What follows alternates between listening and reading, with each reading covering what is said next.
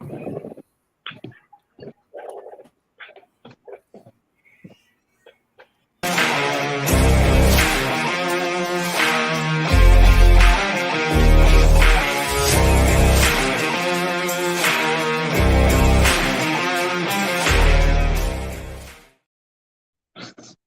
what's up, everybody? Welcome to another edition of the Sully Squad. Thank God we got football coming. NFL training camp is underway in some places. I know for the Philadelphia Eagles, it starts this week. So we are very excited. I love the Phillies, but, it's nice to have something more than just baseball to talk about. So we're going to get into a lot here. I got my usual cast minus Mike Fuji. But we have special guest Jenn McGraw from the First and Jenn Podcast. So I will introduce her first. She's right to my my left right there. Hi Jenn, how you doing? I'm great. Thank you for having me on. Yeah, appreciate you coming on. And then below her, I got my man, Mr. 6 for 6, Diego the Hammer Bianchi. What's up, man? How you doing, bro? What's going on, guys? How you doing? Doing pretty good. And then right below me, I got my man, Sean Kilrain. What's up, Sean? How you doing, brother? Not much, man. How you guys doing today? I'm doing very good. Good.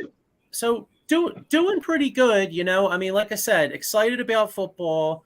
A little tired, to be honest with you, and I'm kind of missing my energy, man, because Fuji's down at the Phillies, and he usually brings the energy. So we gotta make it up for him. You know what I mean? We got to what's that saying? Next man up. You know what I mean? So we got to bring the heat here.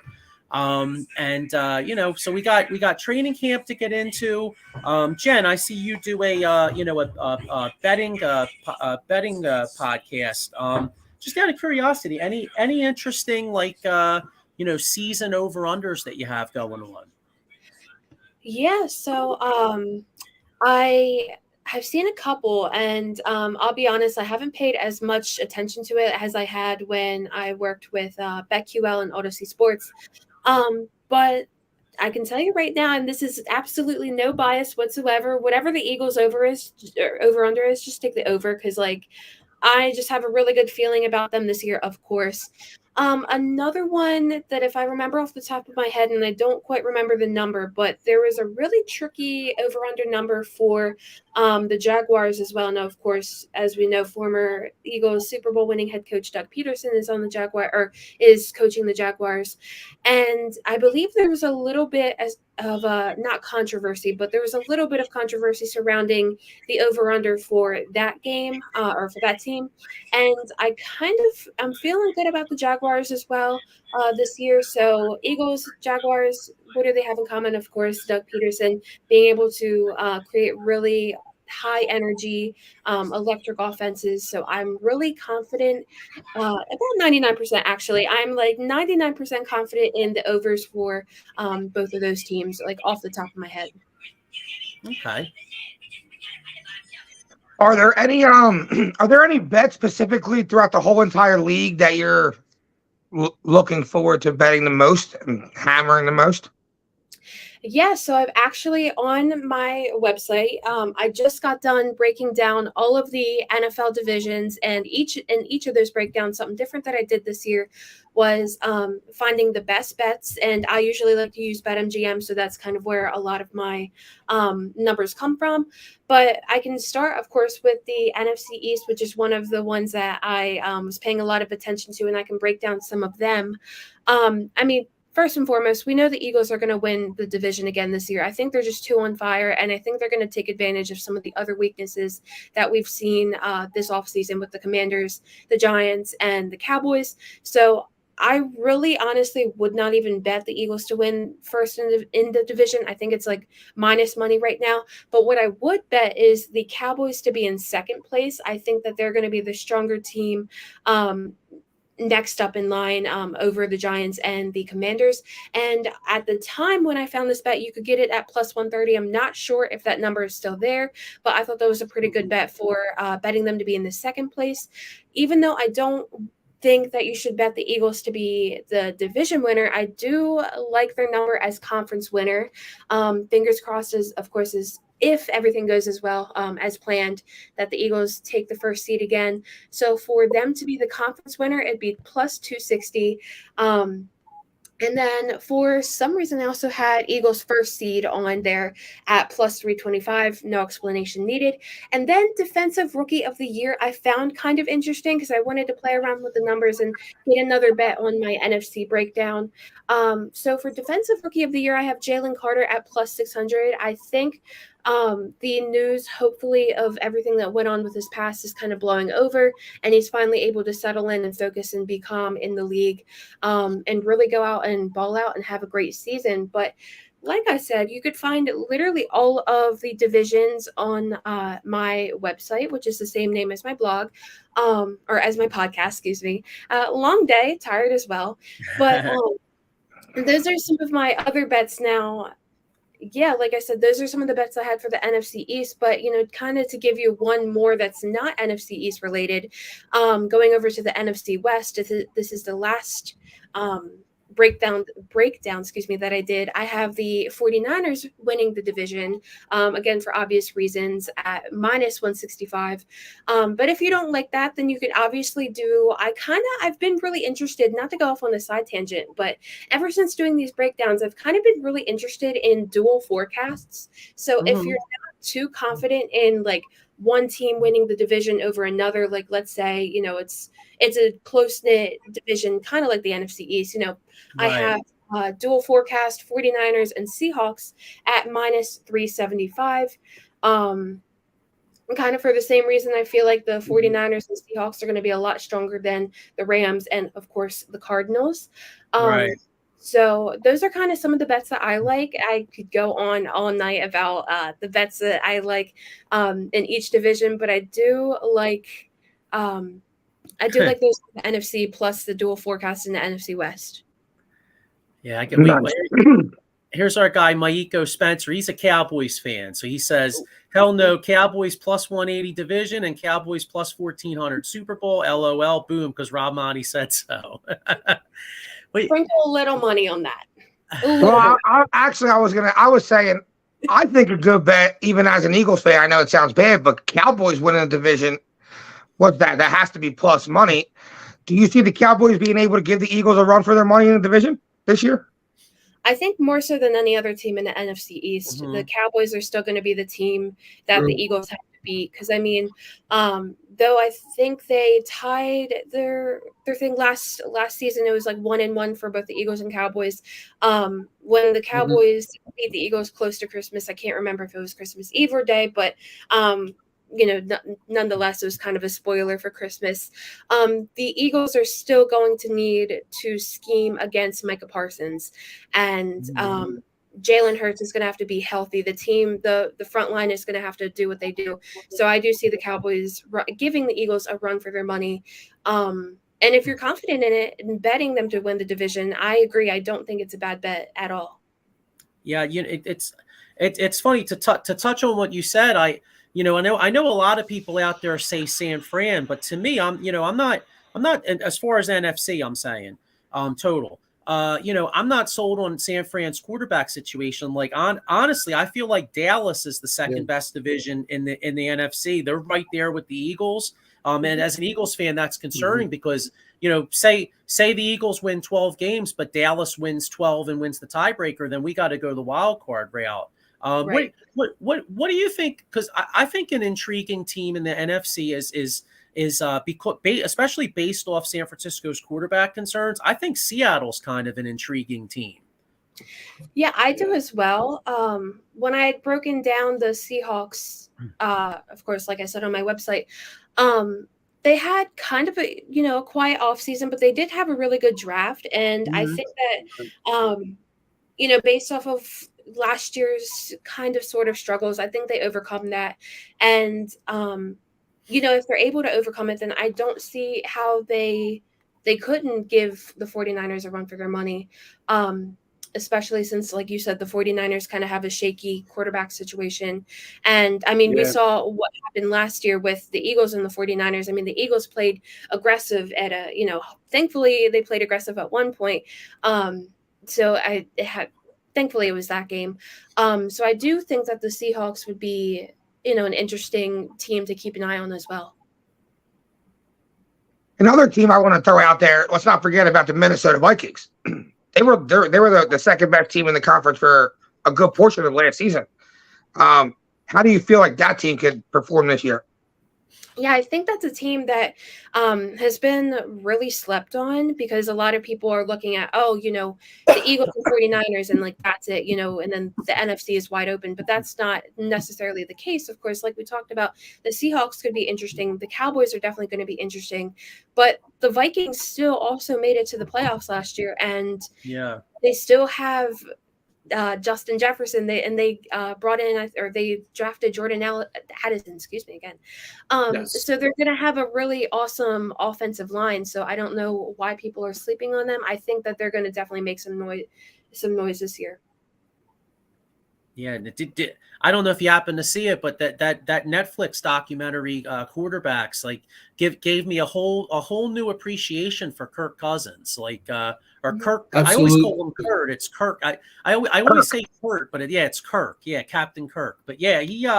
I mean, I know he gets a bad rap as far as not performing in primetime games at times like that. But you like to touch on what Diego said. I mean, last year they were second in the they finished third in the conference, but they were second in conference most of the year, and they were pulling those games out last second. And a lot of times it was Kirk Cousins making a lot of those plays. And Justin Jefferson being able to catch anything. Well. Right. That's true. Yeah, exactly. I mean, I got to give credit to Justin Jefferson, but still, when you watch the quarterback show, I mean, he's in there he got crushed. I mean, he was getting manhandled, that dude. Yeah, he was in a lot of games. He was, man, especially his ribs. That one episode. I mean, when you play quarterback, you take a beating, but like you said, not like that though. Kirk Cousins gets beat down. You take a beating, Kirk Cousins gets beat down. Yeah, his best friend's that ice bath. Yeah, but man, yeah. How about obviously if you look at say an MVP race, right? Everybody and their mom's going to go Pat Mahomes, probably a Jalen Hurts, Joe Burrow. I mean, they're the easy guys. I don't know if you've had a chance to look at it, so I don't want to put you on the spot, but do you think there's a dark horse? Maybe, I don't know. And if you said this, I apologize, but maybe a Trevor Lawrence, you know what I mean? Somebody that's a dark horse, MVP type candidate that could kind of come up from nowhere kind of. Yeah, I haven't had a chance really to look, and that's because I try not to get too far ahead of myself, even though I just like you guys, I am ready for yeah, it is early. My personality coming back.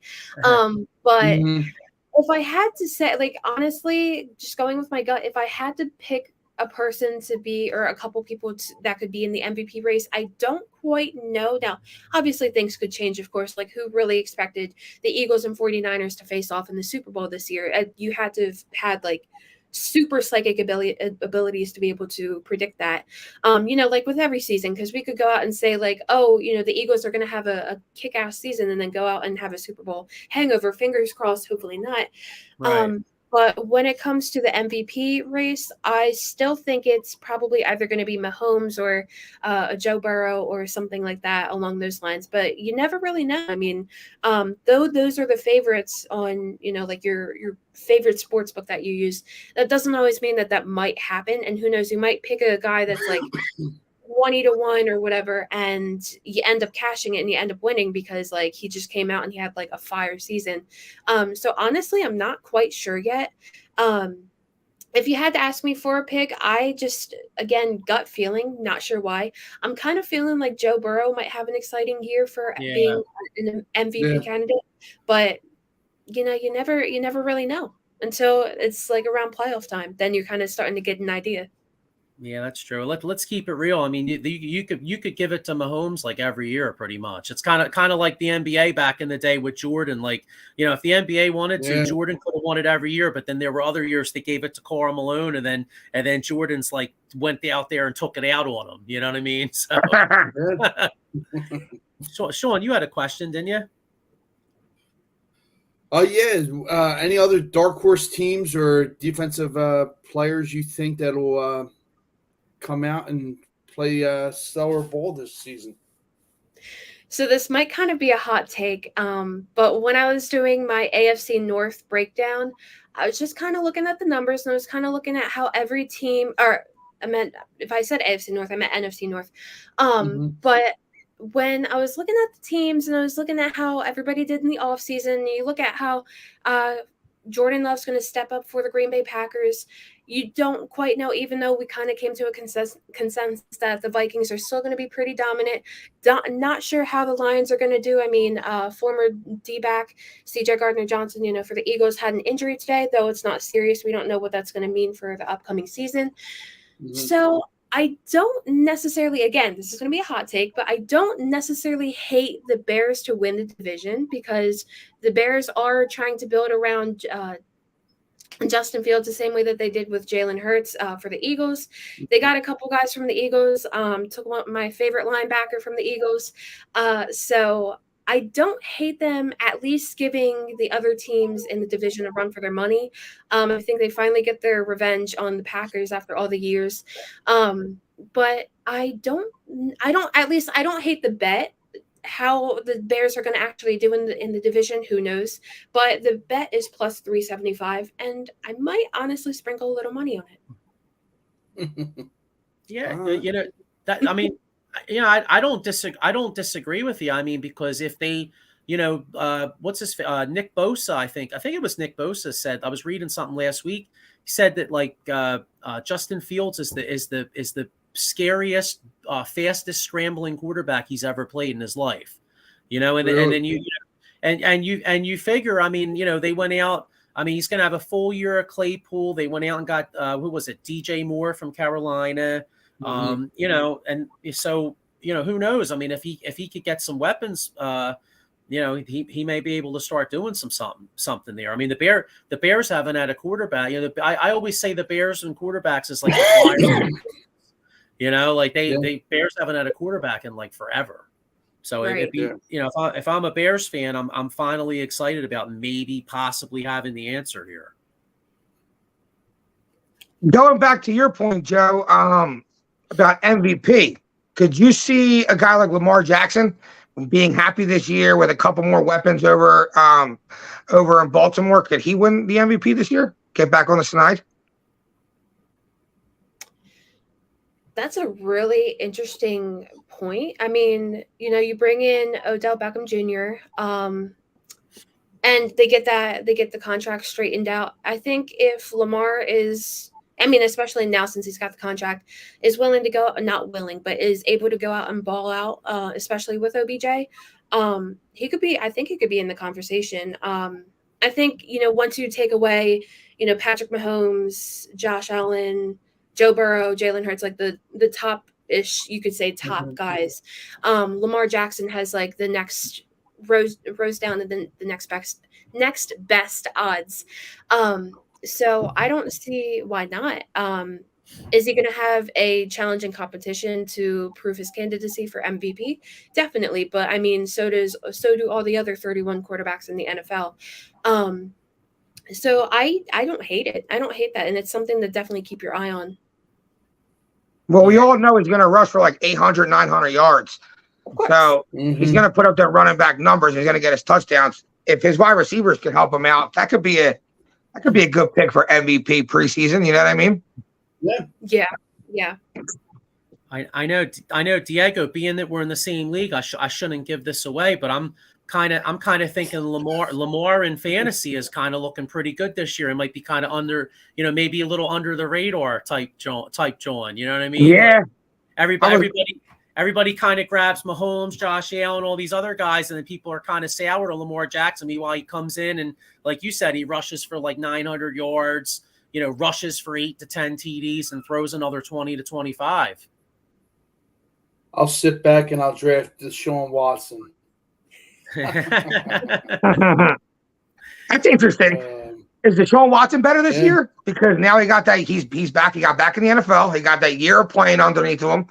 How do you think he bounces back this year? You think he gets back to the play that he had before he got suspended for the year? I would hope so. I think you take away the struggles that they had last year, of course, with the quarterback switch up. And of course, like you said, with Watson coming in, it obviously proved a little struggle, which is normal for when you have a new coach, a new quarterback, and that duo, that dynamic trying to work itself out.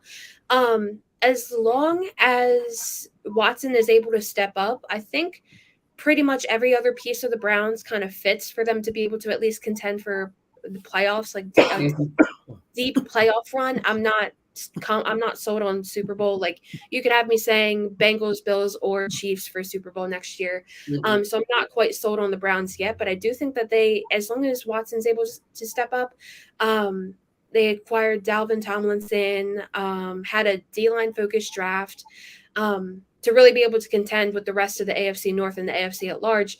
I think that they, like I said, might be able to make a playoff run. Okay.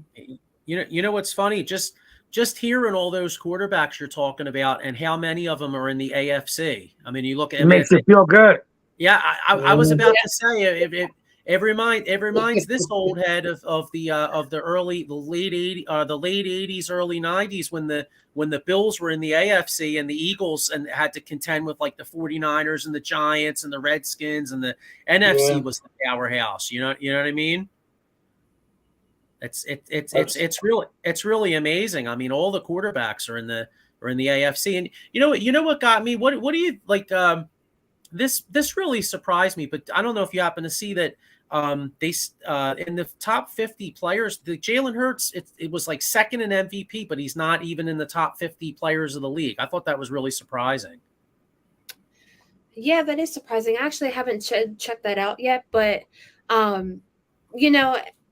this could be a personal vendetta that I'm bringing out first, and nothing professional. I mean, very little professional here, but it kind of almost feels like the Eagles have to prove himself year after year. And we see that with people on WIP talking about like, oh, I'm not sold on Nick Sirianni yet. I'm not sold on Jalen Hurts yet. And we've had this conversation for like at least 2 seasons now.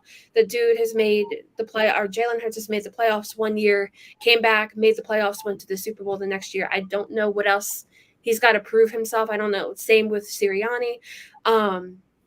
So it's just kind of interesting to see why things are the way that they are when it comes to the Eagles. Like I had also seen, I think it was on PFF, that one NFL exec thought that Lane Johnson was like overrated or something.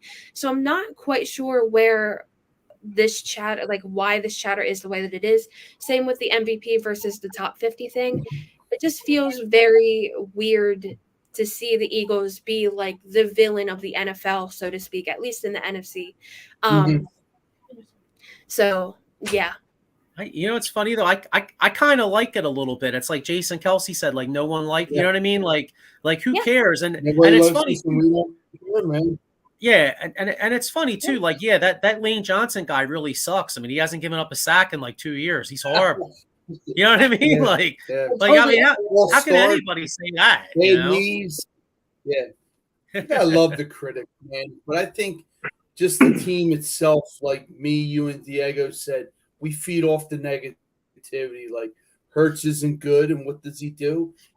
He just goes, practices butt off, works on his mechanics, and the rest is history.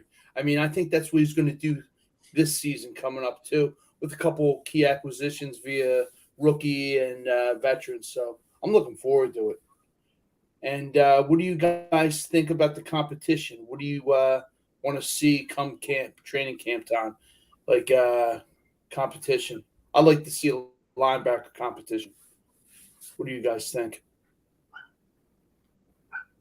Yeah, I mean, linebacker, running back, safety. Safety. Yeah. Okay. Yeah. To me, that's the most intriguing one because I'm not sold on anyone in playing at that position for the Eagles. Like Blankenship, nice player. I still got to see more out of him. undrafted guy. I feel like he still has something to prove. And all the other guys, I feel like they're just not proven safety. So I really like to see what's the guy, Sidney Brown, that we drafted. They say he's super explosive, playmaker back there. If he looks better than the older guys in camp, he's my starter. I'm not worried about knowing the system or if the rookie's the best athlete out there, and he's going to be able to make some game-changing plays the way CJ did, because that's really what I'm worried about. This defense really fed off CJ last year. He came up with big picks in big places, and they were game-changing plays where I don't see a player on this defense that's going to fill that shoe. I know the defensive line is going to be good. I know the corner is going to be good, but where's that guy that gets to be out there and make them impactful plays that CJ made?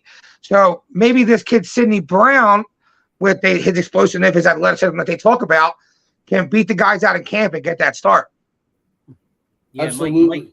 Mike Laura with a comment here. He says safety's his biggest concern, and I'll tell you one that's my concern, because Jenn brought up us losing him to the Bears, losing T.J. Edwards and losing Kaiser White. To me, is a concern, because we had really good linebacker play last year for the first time in a really long time. And, I know they're talking up the kid from Georgia, Nakobe Dean, and they went out and signed Morrow. But, both those guys are small. And you saw in the Super Bowl, I mean, the Eagles, Kansas City ran, it really wasn't Kansas City's passing game that beat us. It was the running game. We couldn't stop the run. And I'm a little concerned about that. Like, I'd like to see Sean, I'd like to see your boy Christian Ellis, since he's about 240. I'd like to see him. Yeah. Right. See, I'm a little less concerned about the linebacker position than most people, because our corners haven't changed. You know what I mean? So that's one-on-one on each side. We don't have to worry about helping at all. We don't need the linebacker cheating over to the right. We don't need the linebacker cheating over to the left. What made TJ Edwards so good last year, in my opinion, was that he didn't have to worry about anything behind him. CJ came up and made the big plays behind him. The other safety came up and made big plays behind him. All he had to do was really tackle, and make sure that running back didn't get let loose.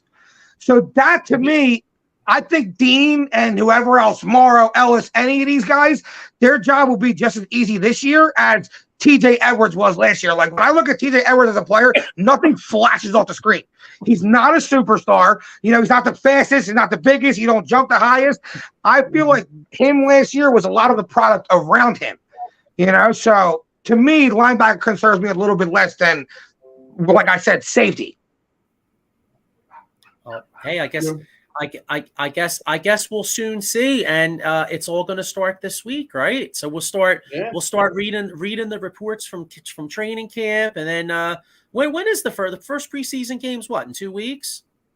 Yes. You know what's funny? Yeah, I don't.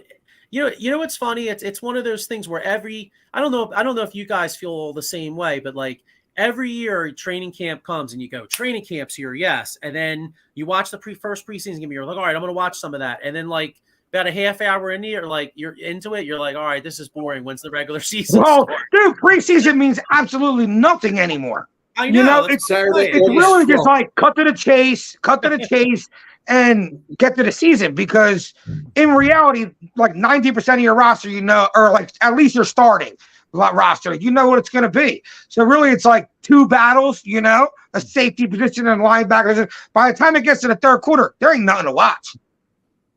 Oh, I know. They're battling for special team positions.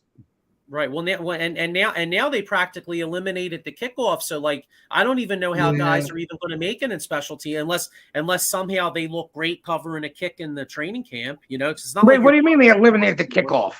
Well, I mean, with the by moving it up. Yeah, with the way the rules are, I mean, 85-90% of the kicks at least are touchbacks anymore. Well, like Sean said last week, he's like, I don't want them to get rid of the kickoffs. They pretty much already did. Every single one goes at the back of the end zone. You might as well just start at the 20, cut to the action. Right. Yeah, it's a shame they took away from the game, like I said last week, the Mel Grays, the Brian Mitchells, the Deion Sanders. Everybody wants to see a good highlight, but like we said, the special teams is slowly dwindling, and I hope it doesn't go away. Who didn't watch the Bears for Devin Hester? Exactly. That was their whole offense, bro. That was their whole offense. They'd be like, yeah, Devin Hester's running one back tonight. Just put and the Bears were the most boring team. Who was their quarterback? Rex Grossman? Oh, they were trash, dude. But it was like, put them on. They might win because they played really good defense, and Devin Hester might run one all the way back. Yo, the best example of that, John, dude, was the Monday night game where they played Arizona, and Dennis Green had that famous rant where he's like, "They are who we thought they were." Yeah. He was like smacking the phone. He was losing it. I say that to my cousin all the time. I look at him, the Bears are who we thought they were. Like we lose like a horseshoe game or something like that. I'm like, they're who we thought they were. yeah. And we let them off the hook. I know, it was great. But that was a classic Devin. That was classic Devin Hester. And then that Super Bowl, they didn't really do anything in that Super Bowl, but Devin Hester returned the opening kick. Yeah, and that was like their offense, But now with the running back situation, go ahead. No, go ahead, Sean. Go ahead. With the running back situation for everybody, who do you see as 1 and 2, and who's on the bubble? You can take this, Jen. I was gonna say, as a joke, Jalen Hurts, but he's always number one. That's the thing. We have our number one running back that takes the snaps, which is why I'm not. QB1, yeah. I'm not totally concerned. I'm not totally concerned with running back position for the Eagles because I mean, like Mike had mentioned in the comments, we got Rashad Penny. Anyway, he's not getting traded. I don't think he's getting traded. Yeah. I feel like he wouldn't because I mean we lose Miles Sanders. I mean of course we have a couple other good backup options, but if Rashad Penny, for whatever reason stays on the team or is traded, whatever, but if he stays on the team, obviously he's gonna ball out. I'm really not concerned with the Eagles running back. I'm not even concerned really with the Eagles offense. More of my concern, and kind of what you guys touched on, was the linebackers and the safeties and kind of that defensive side of things, especially since Jonathan Gannon, of course, name will never be spoken out of my mouth again, is on the Arizona Cardinals or coaching the Cardinals. But I want to see how the Eagles defense is able to do this year with a new coordinator. And some moved around pieces. What running back do you think will be 1 and 2 on the depth chart, though? I want to say, I don't honestly. That's a really good question. I'm not quite sure yet. But I do want to say that I feel like Rashad Penny gets somewhere close to either 1 or 2. Is either one of those two positions. Wow. But I'm not quite sure about the other. Yeah. So the answer, what I think is, it'd be our number one running back is Jalen Hurts, DeAndre Swift, Penny, Gainwell will get sprinkled in there in like third down situations, early situations, but I think Penny's our goal line guy, or at least like inside the 40. Absolutely. We see when Penny's healthy. Like when you get on the other side of that opponent's field, he can break one tackle and get in that end zone. And make some pretty big plays. Now, he's not running the whole field. He is a little big, but he can break one tackle inside the 50 and take that to the house. And if I remember, sorry, go on. No, I'm sorry. Go ahead. No, you're okay. I was going to say, if I remember, not this past season, but I believe the season before, whenever the last time the Eagles played the Lions, one of their biggest issues was DeAndre Swift, and now DeAndre Swift is on the team. So there you go, taking care of business with one of the biggest, at least in with the Eagles and Lions history, somebody who really was being able to be that critical piece of the Lions' success. Now, of course, on the Eagles, but that's fine. Yeah. All these running backs in the league are crying about not getting paid. But if you look around the league, why would we need a star running back? We have the guy who can pretty much do it all in DeAndre Swift. We have the power back in Rashad Penny, and then we have Gainwell who can kind of do both. And why would you pay somebody $14 million a year when you pay $7 million to 3 guys who can do exactly the same thing? Right. That's why they let Sanders go. You hit it right on the head. And we have Boston Scott, who we could beat the Giants twice with. Yeah, right? exactly. I mean, really, Boston Scott could chill all year, and then they go, it's Giants week, and they're like, all right, y'all can chill. It's Boston Scott week, you know? I don't know about you guys, but I think DeAndre Swift, if he stays healthy, is a better running back than Miles Sanders that we got for $1.2 million on a year. I do too. He's definitely a better receiver. I mean, receiving wise, like if you look at it, you know, and that's the thing too. Like you said, like this Eagles backfield has such a great combination because you have you got Swift who can catch the ball out of the backfield and run. You got Gainwell who could do the same thing. Then you got Boston Scott who can kind of do the same thing, and then you got Penny as a power back. And if Penny and you know Mike Lauro had mentioned Trey Sermon. Now, first off, Penny won't get traded because the bottom line is Penny's either going to ball out here or he's going to get hurt. So it's going to be one or the two. Because if Penny's looking good, they're not going to trade him, and nobody's going to trade for a guy that's hurt all the time. So either way, it's going to be one or the other. But if Penny does get hurt, I heard I forget. I was listening to the station that Fuji got me turned on. Was it 97.3? They always have the Eagles hour. And and I think it was John McMullen was saying that even though he didn't get any playing time, they really do like Trey Sermon. So it'll be interesting to see what he does in training camp, if he shows anything, because maybe he would, you know, maybe he would make the team if Penny is a little dinged up. Keep that question mark next to Trey Sermon, because I feel like you heard his name for the last 3 years, and he ain't living up to it. No, I agree. I'm not saying I think it, but I mean, but that's what the Eagles write. The Eagles writers were saying that the coaching staff seems to like him, which I mean, Nick Sirianni likes him. I heard Nick Sirianni say in a press conference that he really likes what he's seen out of Trey or something like that. Right, but then like I mean, I know the backs were pretty good last year, but I mean, couldn't they have used the big back last year though? We didn't even have a big. Like I would have thought if they really liked him, he would have got like some. So that's how I feel. I feel like if they really liked him, then they wouldn't have signed DeAndre Swift and Penny. If they really thought he was that kind of guy, I think he'd be that kind of guy then. Yeah, Stacy Northrup. You could check her out. They do a show. They do a show called the Big Blue Power Hour. So she's like, I had to bring up the Boston Scott. Giants fans got to be feeling it. They might not sign Barkley. He might not show up, and they just gave Daniel Jones a long-term contract. Daniel Jones. Come on, that dude's a bum. I hear you, man. But hey, you know what? Hey, it's exciting times. We got a lot more football to talk about in the coming weeks. Jenn, I just really want to thank you for your time. I appreciate you hopping on with us. And we already kind of have seen it, but if you want to tell everybody where they could check all your stuff out. Yeah. First and foremost, thank you so much for having me on. It was a blast. And like I said, mid talking, I feel like my personality is coming back. Being able to talk football every week and like not get tired of it is incredible. But you can follow me. My social handle is under my name on the screen. It's at Jennifer McGraw _ on like all social media.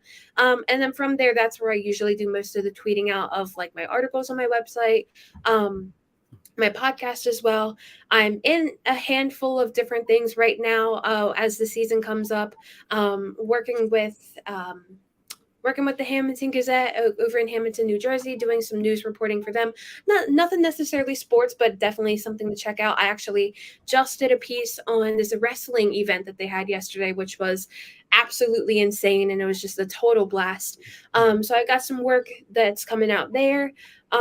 And yeah, mostly just my website and podcast for now until, things start moving up and I get involved in other projects. But like I said, it all begins with following me on at Jennifer McGraw _ on Twitter, Instagram, Threads, whatever, all that good stuff. Actually, I'm not even really on Threads anymore, but just in case. Yeah, it's all good. In case you get out there, put that joint out there. You know what I mean? Threads was like a 1 week thing. I feel like I heard it for like that 1 week. I got it, and then I haven't been on it since. Yeah, same here. What is it? Right.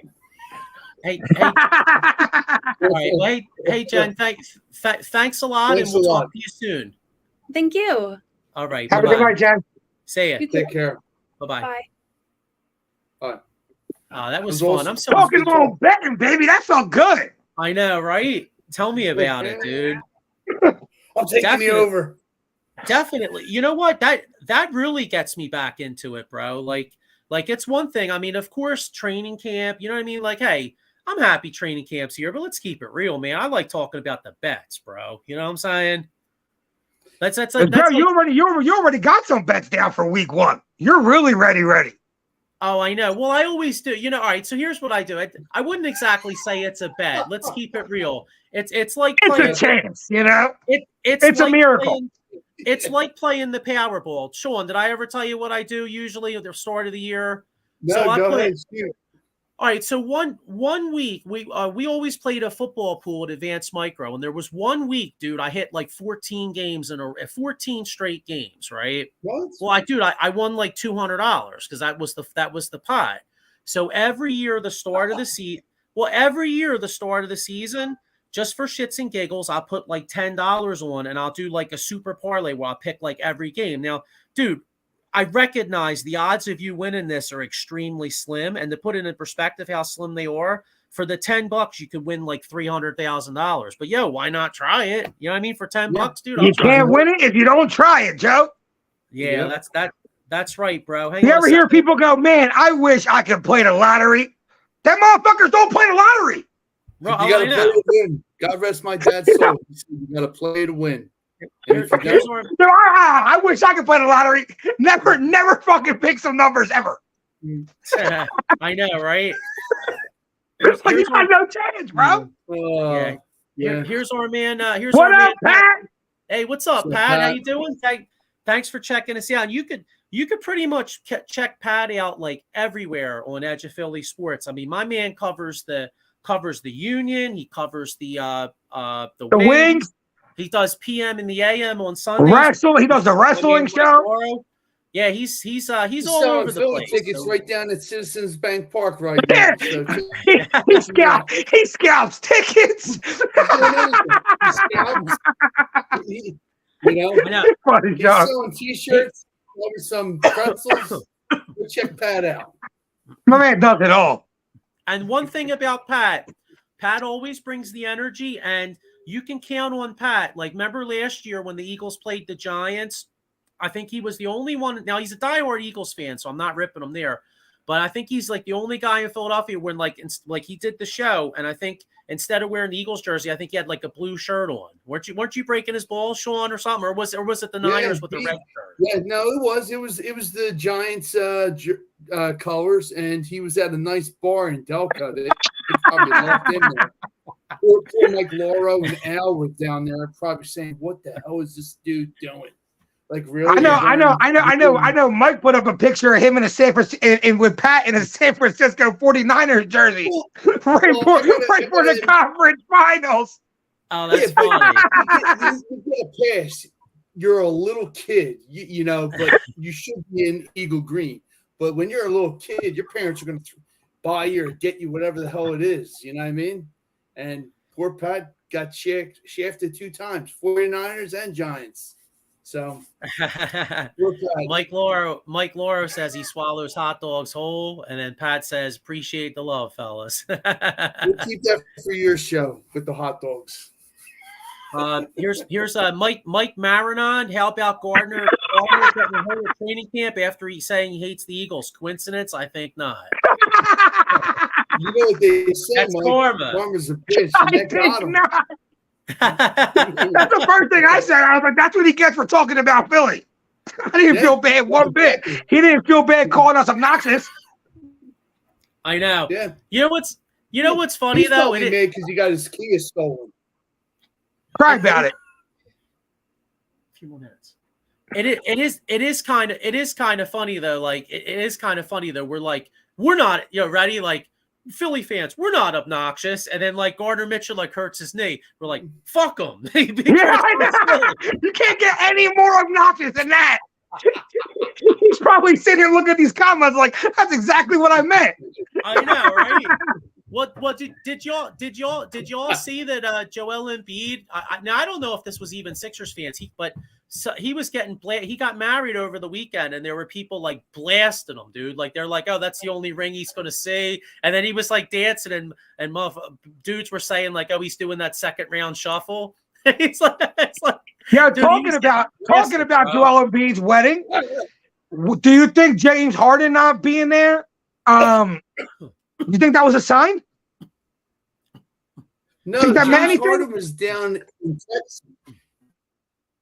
James Harden was down in Texas eating cheeseburgers at the club, hamburger shop. So yeah, but did you all see though? With his fat suit on. There's something in the new CBA, right? There's Mike saying CJ shouldn't have been talking shit. Agreed. There's something in the new CBA that you know how we're saying Harden's going to wear the fat suit. Believe it or not, for once. The Sixers actually have James Harden. As crazy as it sounds, I know Harden has the Sixers by the balls in a way, but the Sixers kind of have Harden by the balls in a way because the way the new CBA works, he has to play. If he doesn't play, there's something in the CBA that would say that he wouldn't be a free agent at the end of next year or something like that. Like right, but that doesn't mean he can't play fat and pull his hammy. I hear you, and he can, but look at it. But look at it like this, though. And I'm not saying he won't do this, but if he doesn't play well, he already didn't get money this year. So if he goes out there in a fat suit at 35 years old, there was no interest in him this year. I mean, I got to keep it real. I know the NBA is a players' league, but if I'm running a team, I'm looking at James Harden. I'm like, dude, this dude's now 35 years old, and he quit on like 3 different teams. I don't want this dude. No, honestly, I agree with that, Joe. I feel like Sixers have leverage here a little bit. Sixers got some leverage here because you got to show up and you got to ball out if you want to get paid. If you look less than what you looked last year, say you want to go to the Clippers, then you're going to the Clippers on the cheap. Yeah, I mean, like seriously, like if I'm the I know the Clippers want a point guard, but like, all right, let's be honest. So here's the thing, right? So I like, Diego, we both like Terrence Mann as a player. We both like Norman Powell. Well, not for nothing, too. James Harden is one of the 75 greatest players to ever play. Yeah, I'd rather not make that trade. No, that's what I know. That's what I'm saying. I'd rather have the cap space. I mean, not that I know what we're going to do with it because free agents don't come here anyway, but I'd rather have the cap space to be able to make a trade. I mean, there's disgruntled stars every year. I mean, my hope is that somehow by some miracle, somebody actually Joel Embiid. I mean, that's one thing that I don't understand. I mean, Joel Embiid, like Joel Embiid won the MVP last year, and none of these dudes want to come play with him. I mean, is Philly that bad? Here's what I think is very realistic. Going into this season, you're gonna have to look at guys like Lillard. I know Lillard said he only wants to go to Miami. Whatever. Right. People always change their mind. Levine, guys like that. Harden wants to get traded. He has to come in and ball out, you know what I mean? And then show teams that he still has something they can offer them next season. That way, come trade deadline, there'll be a team willing to give up another star to get James Harden back. But I think you're right, Joe. I think he has to come to play. He don't have a choice. And he can't come to play in a fat suit.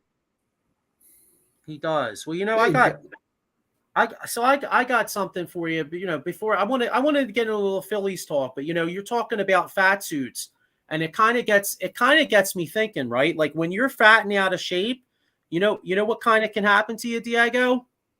What happens when you get fat and out of shape? Sometimes you get personal injuries, right? Yeah, you get hurt. Sprain an ankle. Yeah. So anyway, when I think of hurt, okay, and personal injuries, if you need an attorney, I'm thinking you might want to call Jason Fine here, a.k.a. Attorney Big Al. Motor vehicle accidents, slip and fall, workers' compensation, personal injury claims. He's got 3 offices, Philadelphia, PA, Cherry Hill, New Jersey, and Pittsburgh, PA. Well, I don't know if James Harden would have, I don't know. Would James Harden have a claim if he got hurt? No. Yeah, I don't think he would either. So I don't think James Harden could call Jason Fine. But anybody out there, if you get hurt at your job, make sure you call Jason Fine. Anybody out there that likes coffee, all right? Now, these guys have really good coffee. They're great people. Make sure you use the Monkey's Colt Coffee. You could use the promo code OOTBS Sports at monkeycoltcoffee.com at the checkout. The owner, Matt, donates 10% of each sale to the National Pediatric Foundation at nationalpcf.org. So not only do they have great coffee, but they're also really good people. Here's a cause that's near and dear to one of our co-hosts, Ken Fry. He hosts the Bat Cave. Feel a little bad for him to a point because he roots for the Mets and they kind of suck.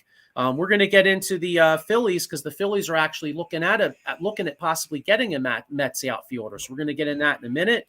But Ken's daughter plays for this team. The original Janes were formed late summer of 2019. Their home base is out of Cressona, Pennsylvania. They're looking for donations and some help. So if you can help them out, give them. It's for a good cause. There's a new show coming to the network.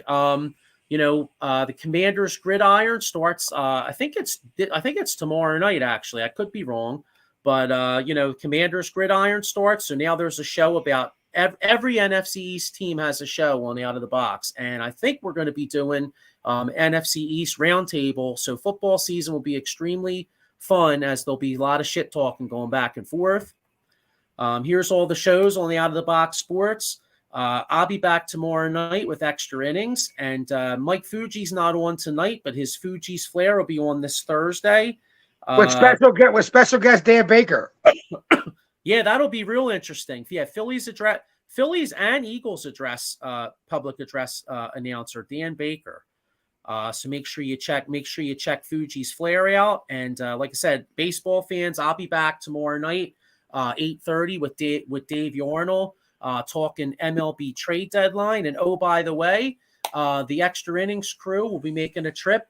Dave Yarnell, myself, and Lieb, we're making a trip out to Pittsburgh. We're going to be visiting Nico Spencer, and we're going to be partying up in Pittsburgh, watching the Phillies this weekend. So that'll be fun. Philly sports trips, anybody out there that wants to make a trip somewhere, they have a trip for basically every Eagles road game. I'm definitely doing the Washington one on the bus, and I'm probably going to do the Jets tailgate. I'm pretty sure. I think they're actually going to Pittsburgh this week too, on a tailgate. So make sure you check them out. Philly Sports Trips is the best. And, if you're trying to do a trip, make sure you call our man Vince up and check that out. Yeah. Here we go. Hang on a second. I got a couple comments here real quick. All right. Pat Bernard, real quick here. I know we're going to get into some Phillies, but let's touch on one more with the Sixers here. He says, what is the direction of the Sixers? I think Embiid wants out within a year or two, according to his interview with Maverick Carter last week. I think that was taken a little bit out of context. Yeah, his interview with I think the point he was trying to make is he just wants to win, and he doesn't want to waste time trying to win. So whether that's here or somewhere else, but he's under contract here for the next 4 years. We're going to clear all this cap space next year. He knows that, So honestly, I think Joel Embiid could be doing some scaling next year and bringing the guys he wants to play with. I could see it going one. I kind of agree with you. I could see it going two ways. I think he put those comments out there to kind of put a little pressure on Sixers ownership and Morey, but by the same token, I think a lot. Don't you think a lot of it's going to kind of depend on the growth of Maxey this year? And yes. I think it's more going to be next off. Like, I think this off season is going to be what it's going to be. They're probably going to run it back because no one's giving you anything for Harden. So like this year is going to be a run it back year, and you're going to have Tobias on the last year of his contract. You're going to have Harden on the last year of his contract. They're going to do what they can do. If by some miracle they did get it done, boom, you win. But odds are they're probably not. And then, like you said, next off season, they reshape the team. You go out because they purposely didn't sign Maxey yet. They purposely are waiting to sign Maxey because it gives them a flexibility to sign somebody else and then go over the cap more and bring Maxey in on afterwards. Right. Yeah. So, yeah, I mean, I just feel like it's like a 2-year process, and then after that, but I do think after that, Embiid probably asked out.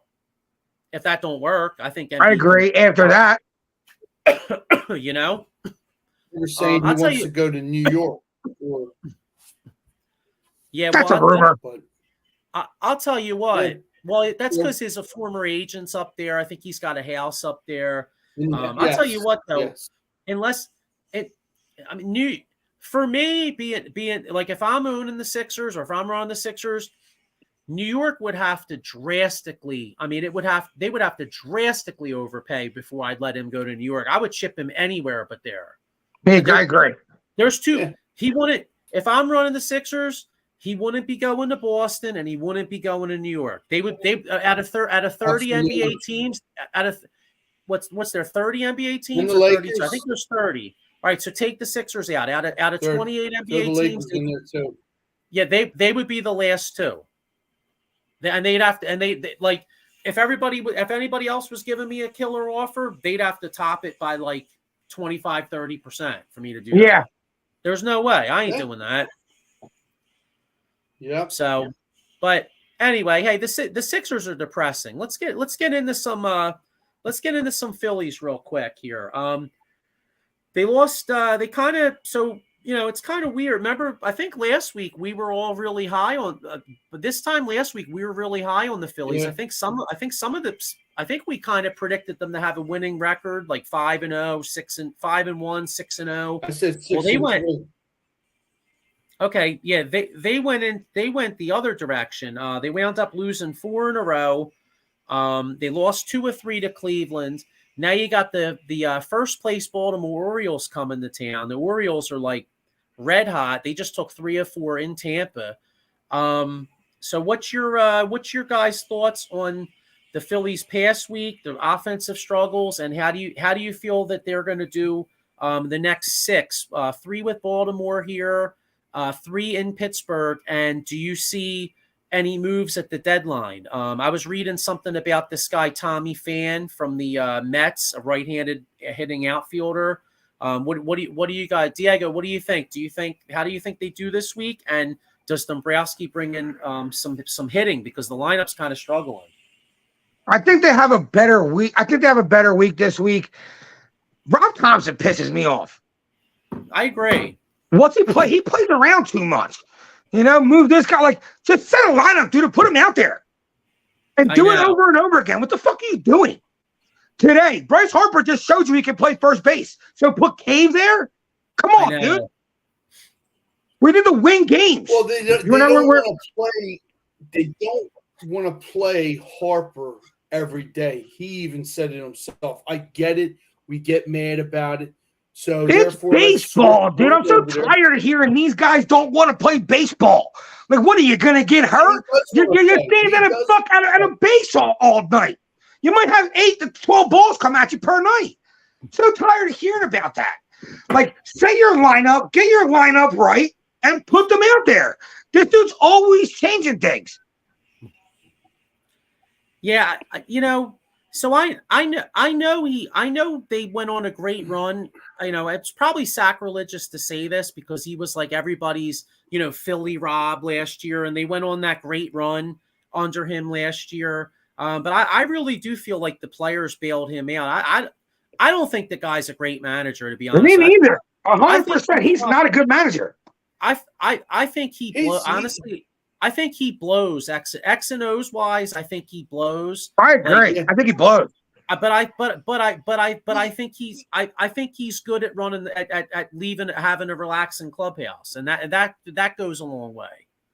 You know what I mean? Like, I think he's good at dealing with the guys, and I think that's a success. What'd you say, Sean?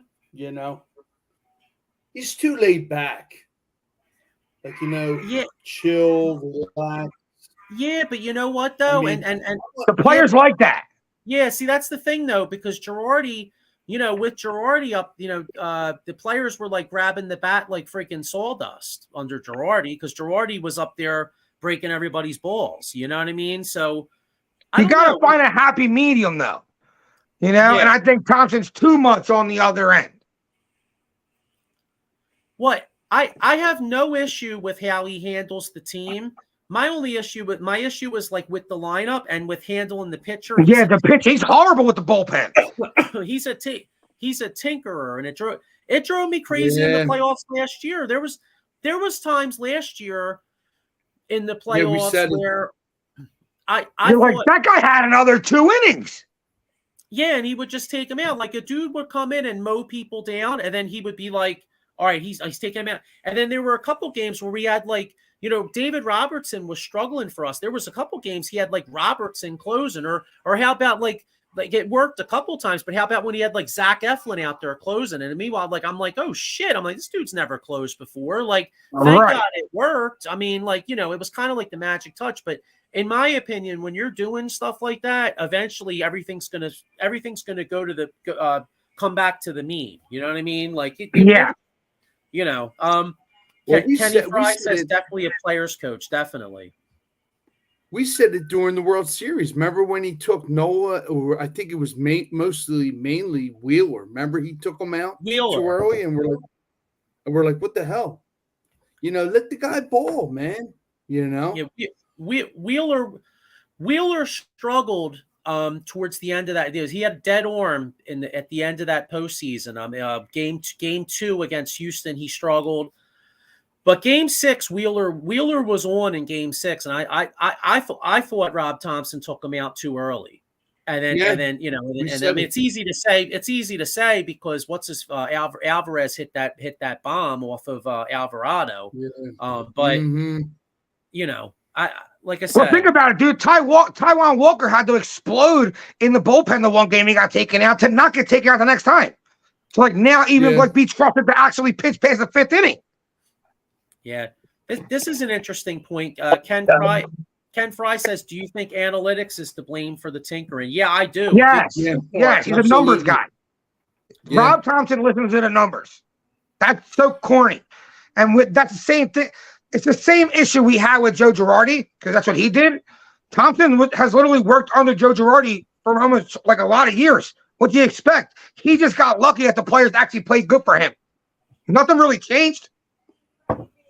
No, I think the team just got hot, to be honest with you. Yep. Yeah. But, all right, so and he also has to change the lineup real quick before we go. He has to change that lineup. Put Stott at the leadoff. Put Schwarber down at 4 or 5. It's time for change with this lineup. But what do I know? All right, so by the time we come back on next week, we got, like I said, we got 3 with Baltimore, 3 with Pittsburgh, so that's 6 games, and the trade deadline passes. So I guess 2 questions: what's our record in the next 6? Particularly this, I'm interested to see this Baltimore series is a really good measuring stick.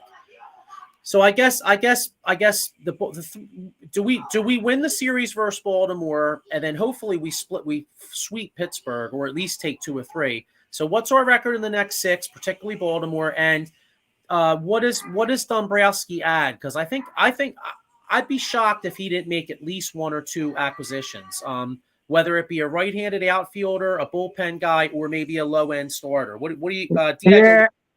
I think we go 4-2 in the next 6 games. I do think that Dombrowski adds another bat, and I think he adds another guy to come out of the bullpen. Okay.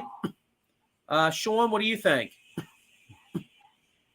4-2 like Diego. I'm with him. I think we're going to add Bellinger and some bullpen help.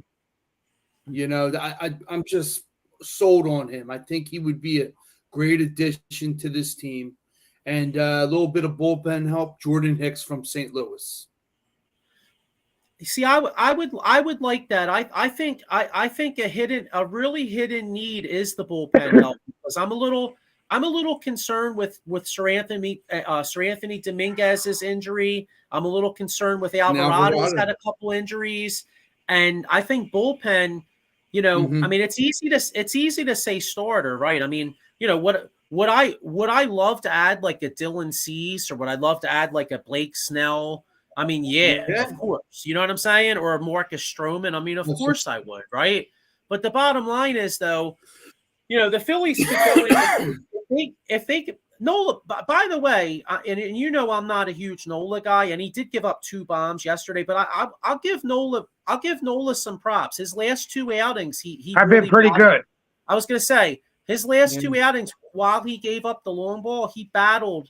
And if we could get Nola to go the way he did the last 2, that's a good sign. And the other good sign was even though we lost on Saturday night, Wheeler looked like Wheeler. Yeah, he did.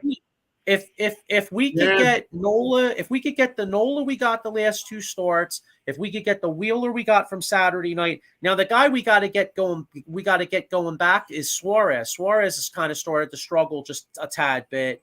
But I think if we go into the playoffs with Nola, Wheeler, Wheeler 1, Nola, Suarez, and Walker, I feel like that's passable, where that could be good enough for us to win. I think the bullpen is where we need to add, and right-handed bat. I was asking Ken Fry, because Ken Fry does the Mets show, about the guy Tommy Pham, and he said he's been pretty productive all this year, so he may not be a bad acquisition. He says Phillies 4-2 in the next 6, but Pham I could see, or I said it last week when we had Farzetta on. I could see Andrew McCutchen. Bring Andrew. I'm on the bring McCutchen train back. I don't care who it is. Just get it back. Yeah, like Sean. I don't want Schwarber in left. Yeah. I hear you. Like Sean, I love your idea of Bellinger. I think Bellinger would be great. My only thing with Bellinger is that he's left-handed, so it's like, and I agree with you. I think he'd be a great acquisition, but I don't. You're real. If you get Bellinger, then all of a sudden, all your pop is from the left side. You got Schwarber, Harper, and who we bring in. I hear you, but that guy has a hell of a bat, and I believe over the weekend series he had 3 home runs, like Friday, Saturday, and Sunday. I mean, the stats don't lie, but I hear you, though. It is a lot of left-handed bats, but, I mean, anything can happen. But let's get some change in here for the Phils. Yeah, now all right, so I got one too, right? So, how the Phillies have, Painter's probably not going to pitch till 2025. Fortunately, he needs Tommy John surgery. Now, they do have Mick Abel, and they do have that kid McGarry in the minors. Now, I thought it was McFarland. Well, there's another reliever, I think, named McFarland, but there's a guy, Griff McGarry, that's pitching in the minors. And there's a guy from the White Sox named Dylan Cease, who's a hell of a pitcher, and he signed for 2 more years.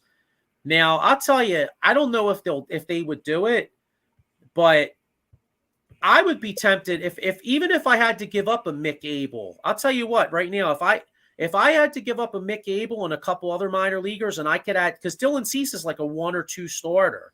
Let me tell you something. If you could find a way to add a Dylan Cease, he would be my ideal acquisition. That would be like getting Cliff Lee in 2009.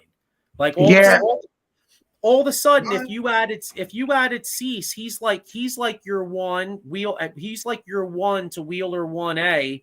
Then you got. Then you slot in like Nola, Suarez, Walker. In that case, maybe you go those 4, and then you have Suarez as kind of like the super sub, because Suarez has relief experience. So maybe you go Walker game 4, right? And then you have Suarez as kind of like the guy.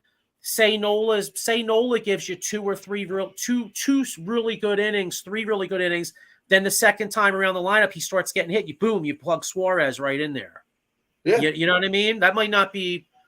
I don't know if they would do it, but that's a move I would be considering Dylan, if it would work. Like you said, Suarez does have that bullpen or whatever mid-relief experience. which people tend to forget. So it does make sense. I kind of like it. I'm on board with it. Anybody will help. You know what I'm saying? Hey. But I do like Cease. Hey, 10, 15 years from now, that would be a trivia question. Like who was on the mound when the Phillies clinched the National League pennant? And a lot of people probably wouldn't remember it was Suarez because he wasn't a closer, but Suarez was the guy that got that final out, you know? Yeah. Let's get ready. We'll get ready to wrap up here. Ken Fry with just one more comment. He says, you guys need more left-handed pop. We'll send Vogel back. Yeah, right. You guys can have him. I thought I saw Vogel. I thought I saw Vogelbach drinking beers and hanging at the playground down the street with a bunch of dudes playing softball. I thought I saw him out there. You know, he's been eating too many hamburgers, or should I say cheeseburgers? God exactly. Yeah, that dude's on that slim slow diet that I've always been on, Diego. Yeah. Yeah, he's on that seafood, John. Yeah, I was gonna say he's not in this area, but if he was, he needs to call Legion Transformation of Hatboro, bro. Yeah, maybe they got a Legion of New York. Well, I was gonna say, well, if they do, you know, if they do, or maybe he should just come down and take the 5 a.m. class. He'll get in killer shape.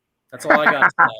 We're doing Slim Fist or Weight Watchers. There you go. Problem solved. Yeah. or take one of them Nutty Professor Buddy Love shake. Remember Buddy Love? He's like, thanks, Mega Shake. Yeah. So, all right. Well, listen.